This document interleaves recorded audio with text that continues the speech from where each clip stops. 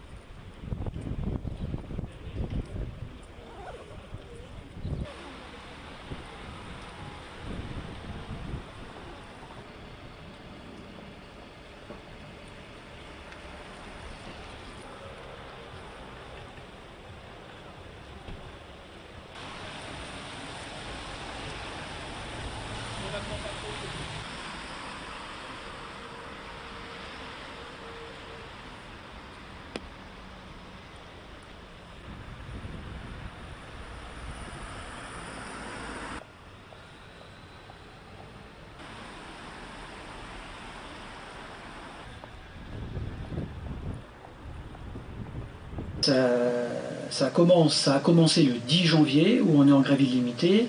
Alors on avait déposé le préavis 7 jours avant, puisqu'on doit déposer les préavis à l'avance, parce que vous savez, nous sommes un service public et on doit la continuité des soins aux patients et aux usagers. Mais ce qui a évidemment déclenché la grève illimitée, parce qu'on ne dépose pas une grève illimitée à la légère, hein, le but c'est pas de faire grève pour faire grève, c'est-à-dire que, comme vous le savez, avant la crise Covid, nous étions déjà en grande difficulté dans l'ensemble du secteur de la santé, où à l'époque où c'était Agnès Buzyn, la ministre de la Santé à l'époque, hein, c'était pas encore M. Véran, on avait déjà des grèves aux urgences, hein, il y avait même eu donc une prime qui avait été octroyée à l'ensemble des agents des urgences. Est arrivé le Covid, on s'est aperçu que la crise Covid, enfin l'épidémie de Covid et la crise sanitaire mondiale a mis sous tension, mais plus que sous tension, très fortement l'ensemble des secteurs aussi.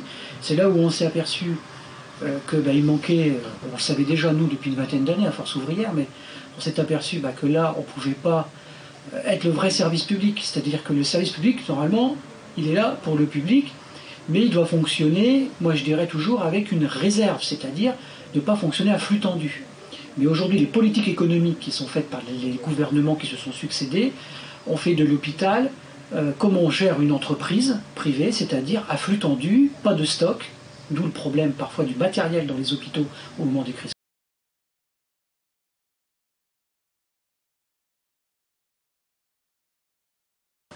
On n'a eu pas qu'une vague, hein, parce que quand on signe, il y a eu une vague, 2 vagues, 3 vagues, 4 vagues, 5 vagues, donc en crise, et les hôpitaux en crise tout le temps.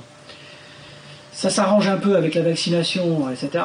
Sauf que là, vous avez vu, on a eu la bronchiolite, hein, où on a les urgences qui ont été submergées. On a aussi eu la grippe, qui a été plus méchante cette année, mais c'est une épidémie aussi, et qui met encore là en grande difficulté les services d'urgence, mais aussi l'ensemble des services, parce qu'on parle beaucoup des urgences, mais les autres services sont aussi à flux tendu. Hein. C'est pas que les urgences. Alors on voit les urgences parce que on voit le temps d'attente et puis on voit la queue parfois devant les urgences, mais il faut savoir que ceux qui sont dans les services hospitaliers, que ce soit en médecine, en cancéro, les blocs opératoires aussi, on a de fortes difficultés aussi.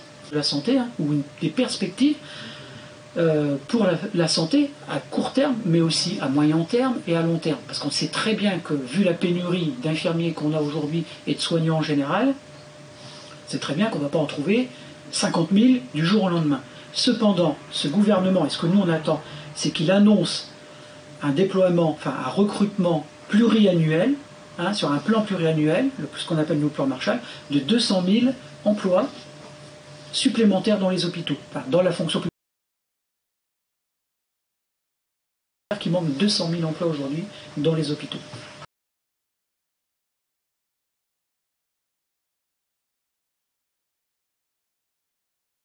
Mais plus de salaire, si on n'améliore pas les conditions de travail avec des effectifs, on arrivera à des soignants qui partiront et qui changeront de métier.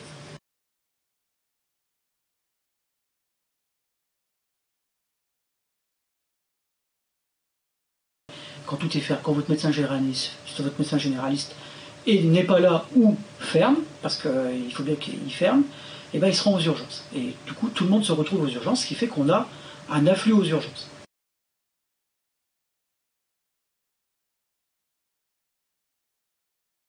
La catastrophe de ça, c'est qu'on a une perte de chance, c'est beaucoup de patients, c'est-à-dire que comme ils ne sont pas traités de suite, comme il y a des retards, et ben on a un taux de mortalité ou de morbidité qui augmente.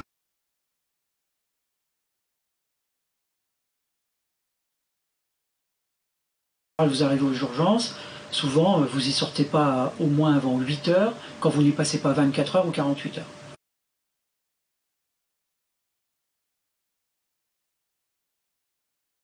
Comme les lits sont pleins, on ne trouve pas de lit. Donc vous attendez encore un peu plus avant qu'on vous mette dans la spécialité pour laquelle on a diagnostiqué depuis 20 ans, on a fermé 80 000 lits en France.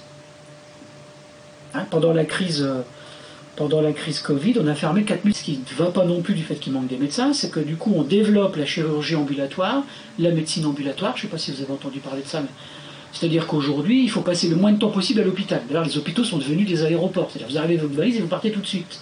C'est-à-dire on vous opère et vous rentrez chez vous. C'est ce qu'on appelle, il y a 80% de chirurgie ambulatoire aux États-Unis. En France, on est entre 40-45%, pas plus. Mais dernièrement, dans des hôpitaux.